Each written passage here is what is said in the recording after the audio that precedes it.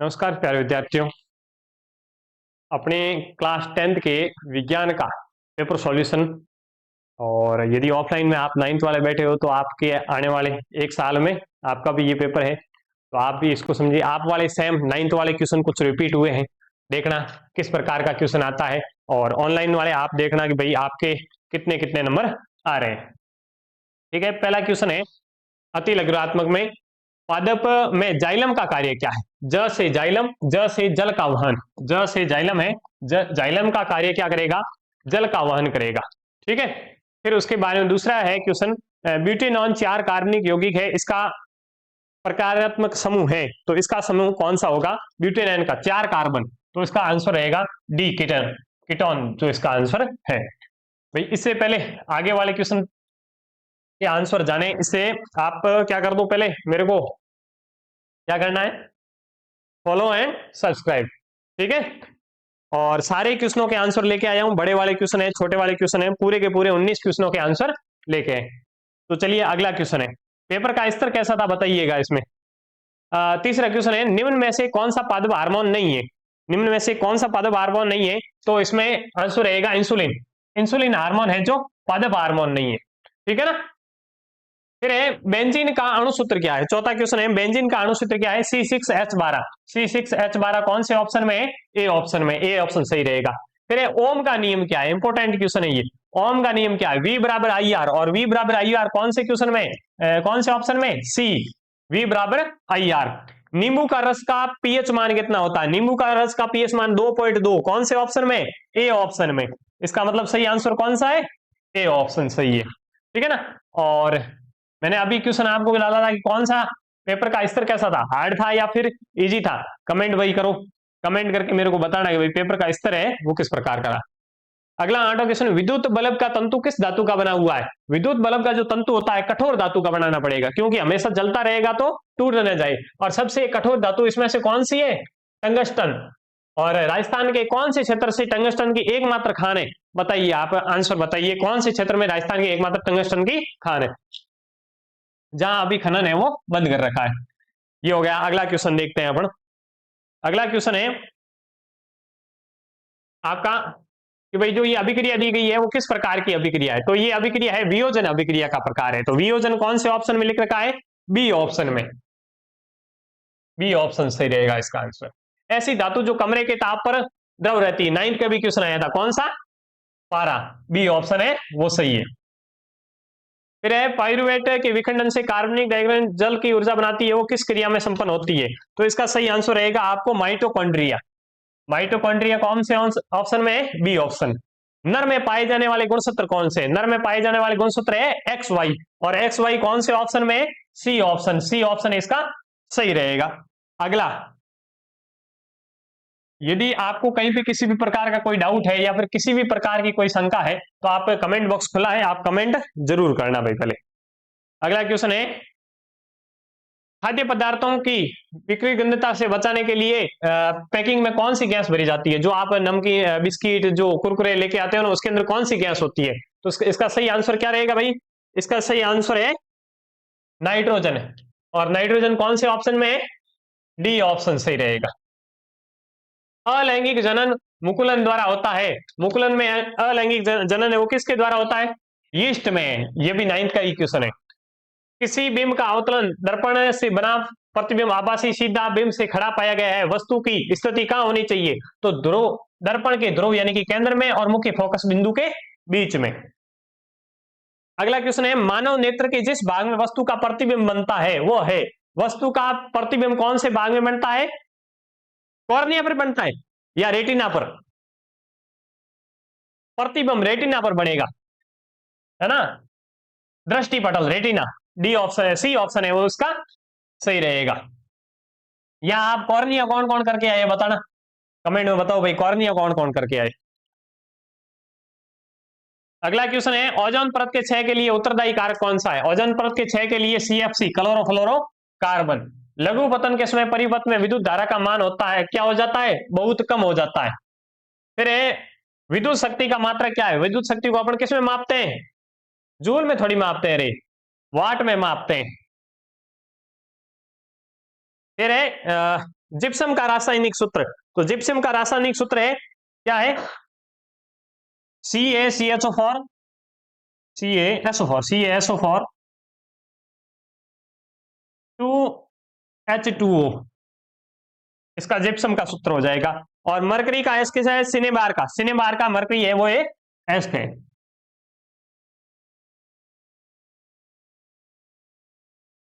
फिर लार में एंजाइम पाया जाता है तो इसका है टाइलिन, तीसरे का रहेगा टाइलिन।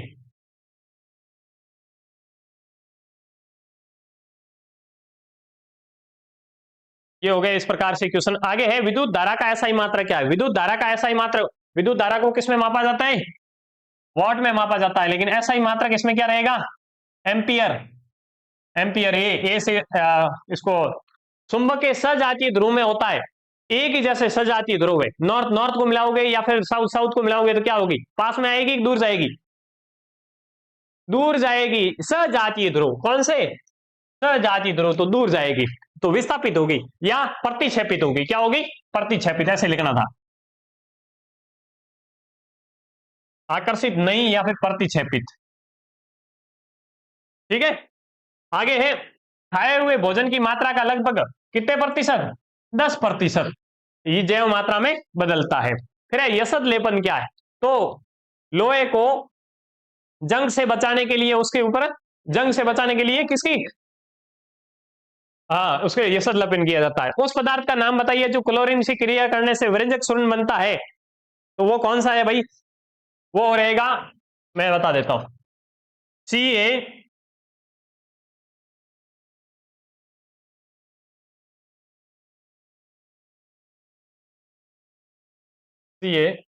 कोष्टक OH, ये इसका आंसर हो गया। अगला क्वेश्चन है अपना तीसरा क्वेश्चन है धातु ऊष्मा की सुचालक होती है, इसे दर्शाने वाले नामांकित चित्र बनाना, तो इसका चित्र आप बना देना खुद से, इसे आगे आगे वाला देखना है, चित्र में तो क्या बनाना है। अगला क्वेश्चन है एल्केन का सामान्य सूत्र, एल्केन का क्या होगा, CH4, ये एल्केन का सूत्र हो गया। रक्त दाब की प्रास कितनी होती है, रक्त दाब बीपी कितने से कितने तक मापते हैं, 80 से 120, तो इसमें होगा 120 अधिकतम और 80 रहेगी मिनिमम, MMHg। मानव मस्तिष्क में उपस्थित अंतरस्रावी ग्रंथियों के नाम, ग्रंथियों के नाम, तो एक तो आप लिख सकते थे प्यूटरी और पीनियल, ये दो ग्रंथियां हो गई इसकी। फिर डीएनए का पूरा नाम, डीएनए 9th क्लास में भी आया था, डीऑक्सिक राइबोज न्यूक्लिक अम्ल, डीएनए का पूरा नाम डीऑक्सिक राइबोज न्यूक्लिक अम्ल। अगला क्वेश्चन है एक कोशिकीय एवं बहुकोशिकीय जनन पद्धति में अंतर बताना। एक कोशिकीय में क्या होता है, अलैंगिक जन्म होता है, बहुकोशिकीय में लैंगिक जनन होता है। फिर एक कोशिका के अंदर कोशिका का विभाजन से जनन होता है, बहुकोशिकीय के अंदर आप वो लिख सकते थे। अगला क्वेश्चन सिंपल सिंपल क्वेश्चन थे भाई, 10वीं का पेपर सरल था, आपको कैसा लगा बताइए, बहुत सरल लगा, ठीक है। फिर है क्वेश्चन वाहनों के पीछे दर्पणों के रूप में लगाए जाने वाले गोलीय दर्पण का नाम, तो कौन सा है, वाहनों के लिए पीछे देखने के लिए कौन सा दर्पण लगाया जाता है, उत्तल, सही है ना, उत्तल। जरा दृष्टि दोष, जरा दृष्टि दोष में आपने क्या लिखा, जरा यानी कि निकट दृष्टि दोष का पूछ रहा है, और इसके निवारण के उपाय बताने थे आपको, इसका निवारण का उपाय बताइएगा। आगे कौन सा है, विद्युत परिपत्र में एमीटर एवं वोल्ट मीटर को क्रमशः किस में जोड़ा जाता है, तो एमीटर को तो जोड़ा जाएगा श्रेणी क्रम में, श्रेणी क्रम, और वोल्ट मीटर को जोड़ा जाएगा, वो जाएगा समांतर क्रम में, समांतर क्रम में। फिर आर जाल किसे कहा जाता है, तो जो फूड चेन, जो आपस में बहुत सारी फूड चेन आपस में मिलकर के एक श्रृंखला का निर्माण करती है, उसे क्या बोला जाता है, आहार जाल बोला जाता है, ठीक है।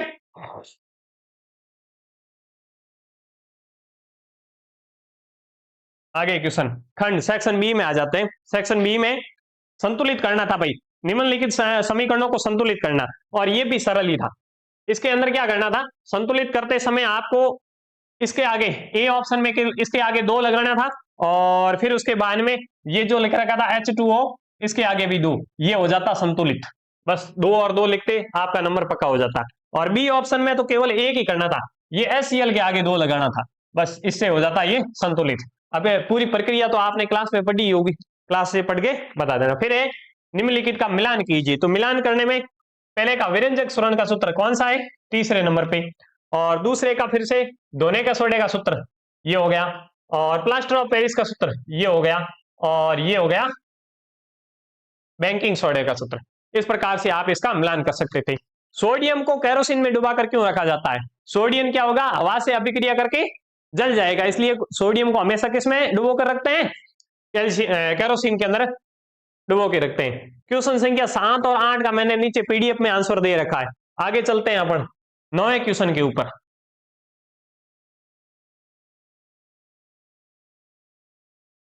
क्या है 9वां क्वेश्चन, मस्तिष्क का कौन सा भाग शरीर की स्थिति का संतुलन है अनुरक्षण करता है, तो मस्तिष्क का कौन सा भाग, सेरिबेलम, किसके, सेरिबेलम से मस्तिष्क है वो भाग है, वो क्या करता है, मानव के संतुलन को बनाए रखता है। और सेरिबेलम कहां पाया जाता है मानव मस्तिष्क में, आगे के भाग में पीछे के भाग में, कमेंट में बताओ और आप खुद बता दो। 9th वाले बताओ भाई, जो भी आप तय करो भाई, आगे है या पीछे आप तय कीजिएगा। 7वें 8वें का मैं बाद में PDF में दे रखा है। मादा जनन तंत्र का नामांकित चित्र बनाना था तो आप इसको बना सकते हैं। फिर निम्न को परिभाषित कीजिए, प्रकाशिक केंद्र, ये जो है ना दर्पण के ऊपर वो केंद्र है, वो भाग है जिसमें किरणें हैं बिना मुड़े सीधी चली जाती है, उसको तो बोलते हैं प्रकाशिक केंद्र। और ध्रुव केंद्र होता है जो किसी दर्पण के बीच का भाग, केंद्र का भाग क्या बोलते हैं, ध्रुव को बोला जाता है। ठीक है, अगला क्वेश्चन 12वां क्वेश्चन, कितने नंबर आ रहे हैं भाई कमेंट में बताना। किसके ऐसे कौन कौन से मित्र हैं जिसके पूरे में से पूरे आ रहे हैं। किसी अंतरिक्ष यात्री को आकाश का रंग काला क्यों दिखाई देता है, बताइए भाई, ये आंसर बहुत सरल है, सरल क्वेश्चन है, इसमें इसको तो क्या बताएं। रेडॉक्स अभिक्रिया किसे कहते हैं, अब इन सभी का आंसर है वो मैं नीचे अपन ने भाई जो दे रखी है PDF उसके अंदर है, तो मैं सीधे वहां चलते हैं अपन PDF के ऊपर। ये रहा, पहले 7वें और 8वें पे देखते हैं।